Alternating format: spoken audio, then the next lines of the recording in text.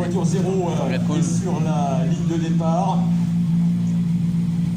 L'heure de départ est respectée. Je vous avais dit tout à l'heure 12h16. Elle s'élance 5 minutes avant la première voiture de course. La Skoda Fabia R5 de Jean et Françoise Calpin sur la ligne de départ. Ils officient en voiture 0. La voiture 0, c'est la voiture qui annonce que 5 minutes après, la première voiture de course va être dans la spéciale, va partir. Il n'y est pas encore, chérie. Et comme j'ai eu l'occasion de le redire ce matin, c'est l'œil de la direction de course dans la spéciale, la voiture 0, puisque attends, si il y en a 30. Jean Galpin s'aperçoit que quelque chose dans la spéciale ne va pas, des spectateurs mal placés ou autre problème, eh bien c'est à lui de le signaler à la direction de course. Si, il est 12e. C'est lui où là-dedans? Hein? Là. Jean Galpin, qui connaît bien ce bourg de vol, puisque à l'époque du rallye du Val de l'Indre, il l'a remporté plusieurs fois cette épreuve. On l'a évoqué ce matin sur le podium de départ. Il l'avait remporté avec une ceinture Bowman. Il l'avait remporté avec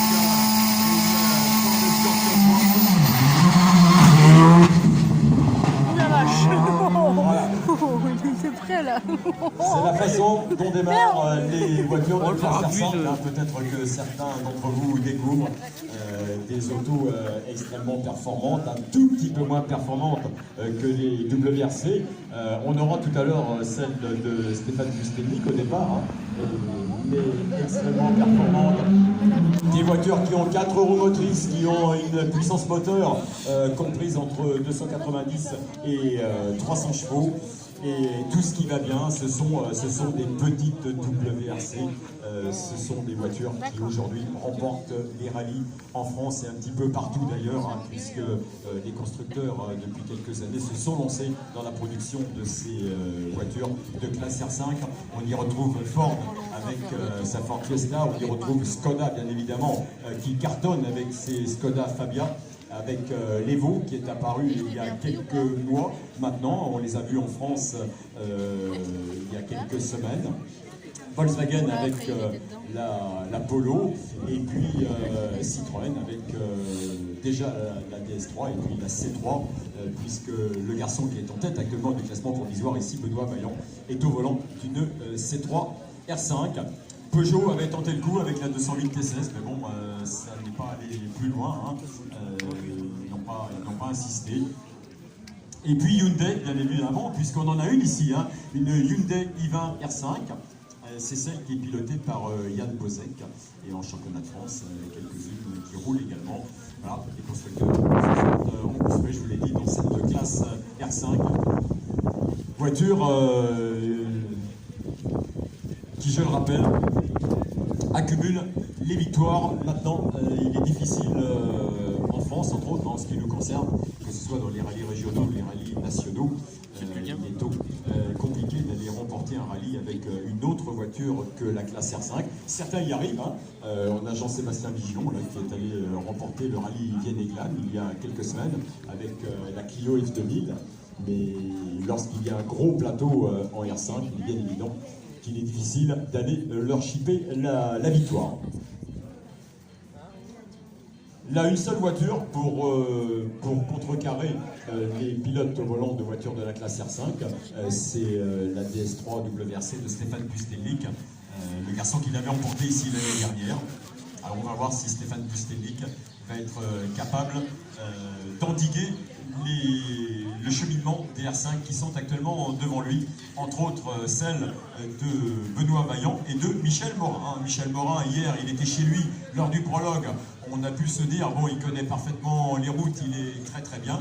Mais là, ce matin, il a prouvé dans le S3, puisque nous n'avons pas les temps de l'ES2, en ce qui concerne les premiers, il a prouvé dans le S3 qu'il était capable également de bien figurer. Donc voilà, Benoît Vaillant avec Antoine Brûlé à ses côtés. Leader actuellement du classement provisoire, c'est lui qui a remporté le prologue hier, il a remporté le S3, on attend bien évidemment le classement de l'ES2. Antoine Brûlé aux côtés de Benoît Vaillant, Le champion de France en titre, c'est lui, Benoît Vaillant, qui avait remporté le titre de champion de France des rallyes deuxième division en 2018. Il a très peu roulé cette année, quelques rallyes en Allemagne, et puis le rallye Cœur de France, c'était son retour en France, c'était son retour dans le championnat de France des rallyes. Et il y a pris d'ailleurs, pour quelqu'un qui n'avait plus beaucoup de kilomètres derrière le volant cette année, il y a pris une belle 5e place, 6e place sur ce rallye Cœur de France. Benoît Vaillant, Antoine Brûlé au volant d'une C3 R5 du type PH Sport.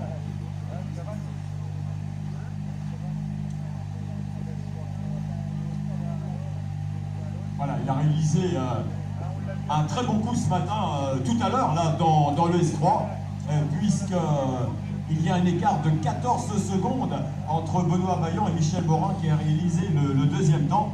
Actuellement, ça nous met Benoît Vaillant en tête du classement provisoire devant Michel Morin avec une avance de 17 secondes et 1 dixième.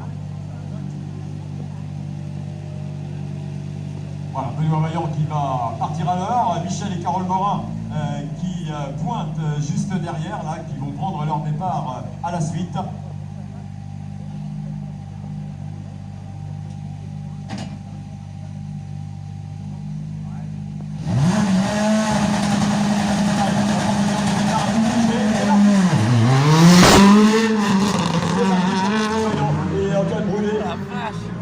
Alors que Michel et Carole Morin viennent placer leur Fiesta sur la ligne de départ. Ils occupent la deuxième place actuellement, une belle deuxième place. Ils n'ont pas beaucoup roulé cette année, Michel et Carole Morin. Ils ont pris la troisième place au rallye de Saint-Émilion. On les a vus au Vienne-Églane également, dans des conditions un petit peu particulières, où ils ont pris la deuxième place derrière Jean-Sébastien Vigion. Bien motivé, Michel Morin, il nous l'a dit et répété, pour se qualifier pour la finale de la Coupe de France des rallyes qui aura lieu en 2020 à Châteauroux. Peut-être cette finale empruntera-t-elle des kilomètres parcourus lors de ce week-end.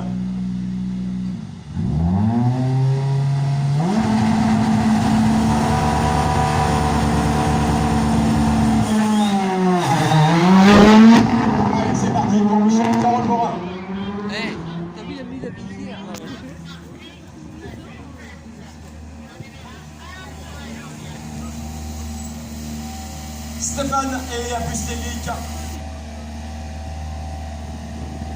qui sont en tête actuellement. Il veut décrocher, Stéphane, le titre de champion de France des rallyes des division. Il est en tête actuellement du classement provisoire sous la menace d'Eddy Lemaitre. Je rappelle que c'est lui qui avait remporté l'année dernière le rallye de l'Indre avec cette DS3 WRC, seul WRC engagé sur ce rallye de l'Indre. Stéphane Busteni qui a réalisé le 4e temps hier dans le prologue et qui a réalisé le 3e temps dans le S3. On attend toujours, bien évidemment, le classement de l'ES2 des... Voilà, voilà, je vais aller voir dans le S2. Oui, voilà, on a bien le S2 maintenant, ça y est, on a le classement de l'ES2.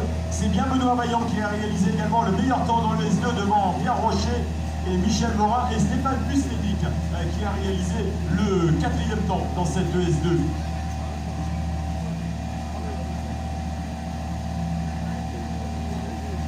Voilà, nous avons maintenant des classements complets. Allez, actuellement, il occupe, voilà, après l'ES3, ça nous donne Benoît Vaillant en tête au classement général provisoire, devant Pierre Rocher, Michel Morin, Stéphane Busteni et Nicolas Hernandez en 5e position.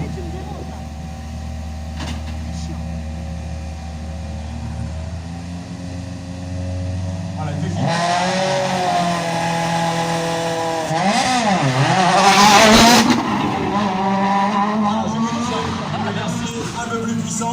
Que les R5, on peut s'en apercevoir sur le départ, alors que Nicolas Hernandez et Candice Meloco sont à leur tour sur la ligne de départ.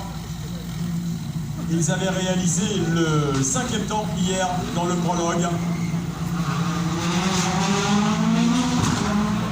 S3. Ils ont réalisé le 5e temps également, ce qui les met actuellement en 5e position au classement provisoire. Nicolas Hernandez qui a réalisé une belle saison 2019 avec 6 victoires. Il s'est imposé cette année au rallye de la Vienne, au rallye autocourse, au rallye de Lozère, au rallye du Printemps de Bord, au rallye de la Vallée du Cher et au rallye de Carré-les-Tombes.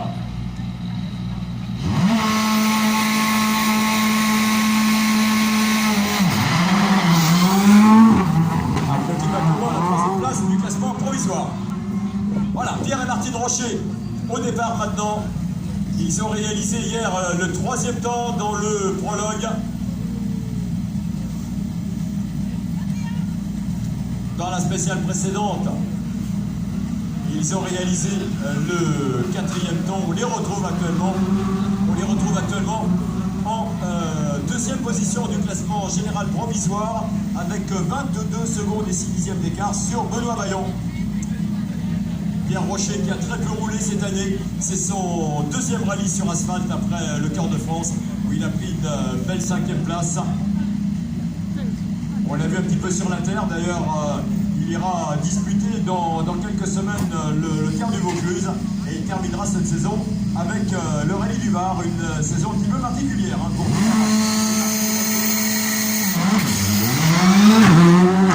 voilà, Pierre Rocher est au volant de la Skoda Fabia Evo, comme celle que pilote Eddy Lemaitre, alors que Tony Cosson et Anne-Sophie Doury se présentent voilà, sur la ligne de départ avec la Porsche GT3 Cup du groupe GT+. Ils ont réalisé hier le 6e temps dans le prologue. Pas facile de rouler sur ces routes dans ces conditions avec la Porsche. Là c'est en train de s'assécher. Normalement Tony Cosson devrait réaliser un bon coup. Tony Cosson qui pilote une voiture qui est la seule en France de ce niveau. C'est un pari technique très osé qu'il a tenté avec cette voiture, avec laquelle il a remporté le trophée Michelin en R5 sur le rallye du Mont Blanc au début du mois de septembre, prenant la 9e place du classement Scratch.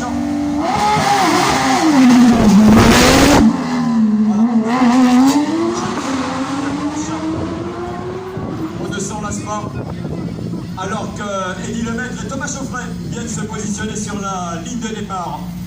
2e actuellement du championnat provisoire de D2, encore en course pour le titre de champion de France Division 2 2019.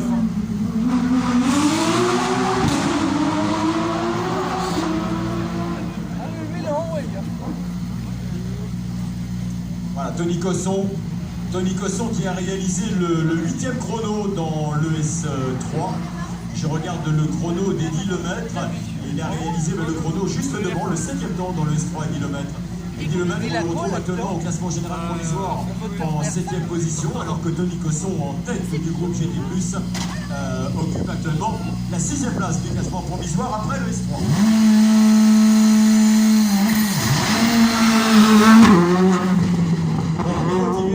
Comme Pierre Rocher, Eddy Lemaitre est au volant d'une Skoda Fabia R5 Evo, alors que, auteur d'un excellent prologue hier, Jean-Sébastien Vigion, avec Pauline Langlois à ses côtés sur une Clio du groupe F2000 de la classe F2014, et sur la ligne de départ, il était dans le top 10 hier dans le prologue, une auto qui n'avait évidemment rien à voir avec les voitures qui viennent de s'élancer, mais bon, on connaît Jean-Sébastien Vigion, pilote de très très haut niveau. Jean-Sébastien Vigion, parti vers le rallycross ces dernières années. Il est d'ailleurs vice-champion de France cette année en supercar, en rallycross, derrière Samuel Peu.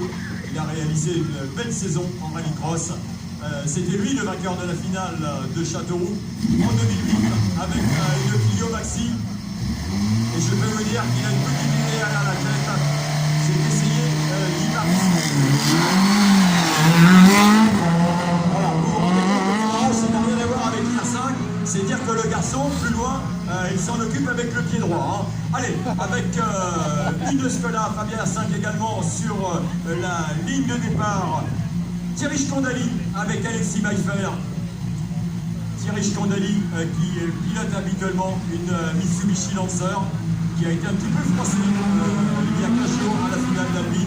C'est la raison pour laquelle il s'est replié sur une voiture de classe R5, sur cette Skoda Fabia R5. Thierry Scandali qui a réalisé également de bons résultats avec cette Mitsubishi et qui est partenaire également du Rallye de l'Indre avec sa société de communication Message.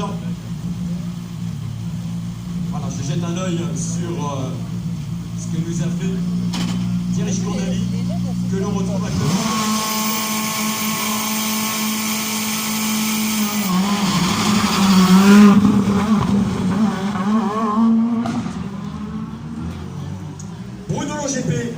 Bruno LoGP avec Frédéric Lopez à ses côtés. Garçon que l'on connaît bien, qui est capable de remonter dans le classement. On n'oublie pas que lors de la finale de La Rochelle, c'était lui qui avait remporté la finale, cette finale de Coupe de France des rallyes. Bruno LoGP également au volant d'une Skoda Fabia R5. Je regarde un peu les temps, il a réalisé le 16e temps dans le S3, Bruno LoGP. On le retrouve actuellement en position du classement provisoire.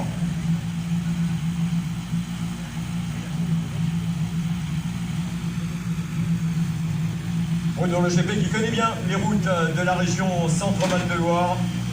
Il y est souvent venu rouler et il s'est souvent raconté vainqueur à 2 reprises cette année, Bruno LoGP et Frédéric Lopez. Sébastien Alemany au départ avec Chloé Bigot sur une Skoda Fabia également. Ils avaient réalisé le 11e temps hier soir dans le prologue. Sébastien Alemany qui, comme Jean-Sébastien Michon, est allé faire un petit tour du côté du rallycross ces dernières années. Il était présent d'ailleurs sur le rallycross de Châteauroux. Sébastien Alemany, qui est un ancien vainqueur du rallye de l'Indre.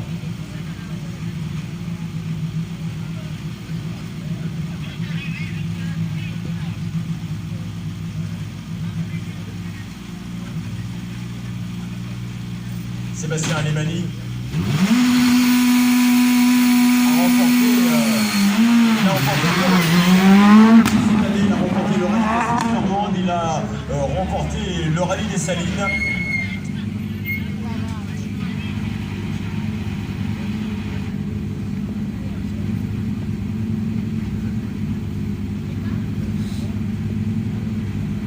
Je parlais tout à l'heure de la finale de La Rochelle remportée par Bruno LoGP. Il avait pris la 4e place lors de cette finale de La Rochelle, Sébastien Alemany.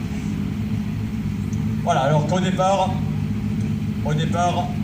nous retrouvons le pilote de la Charente-Maritime, Sam Tavenot, avec Sébastien Pogu à ses côtés, au volant d'une C3 R5. Vu également cette C3 R5 au cœur de France, qu'il n'a pas pu terminer malheureusement. Sam Tavenot qui a réalisé le 2e chrono hier dans le prologue.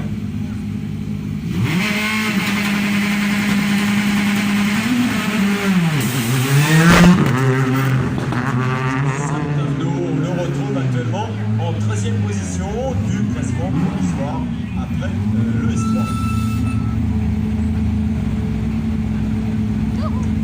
Allez, au départ maintenant, la Porsche de Alain Collat et Eric Daguz, une Porsche du groupe GT+. Il est dans le groupe de Tony Cosson, c'est Tony Cosson d'ailleurs qui lui a préparé cette voiture à Alain Collat. Alain Collat qui a réalisé le 13e temps hier dans le prologue.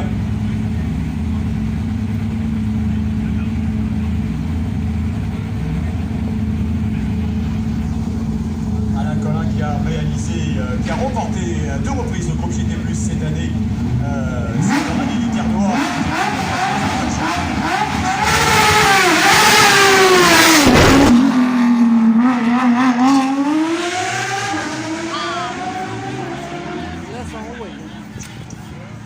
On les deux me dire. Allez, on revient avec l'R5, avec la DS3 R5 de Frédéric Roussel et Céline Cossia. 14e temps dans le prologue hier.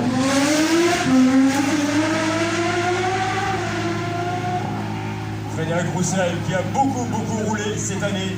On l'a vu partout, on l'a vu sur les rallyes de la Coupe de France, on l'a vu il y a 15 jours à la finale de la Coupe de France à Albi, on l'a vu également très souvent en championnat de France des rallyes, disputera d'ailleurs le rallye du Var avec une C3 R5, Frédéric Roussel.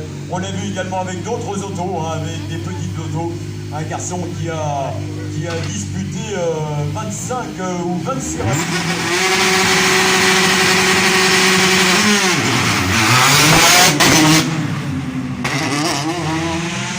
Voilà, je vous parlais des Hyundai R5. Eh bien, on en a une ici, sur la ligne de départ, celle de Yann Bozek et Laurent Tabouret. Une Hyundai i20 R5 qu'il pilote pour la deuxième fois seulement. Il nous avait présenté cette voiture lors du Rallye Cœur de France.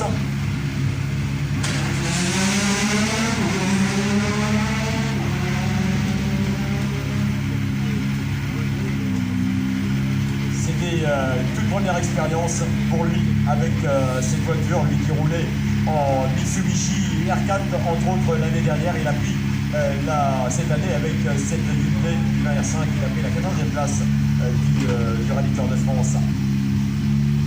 C'est son deuxième rallye au volant de cette voiture.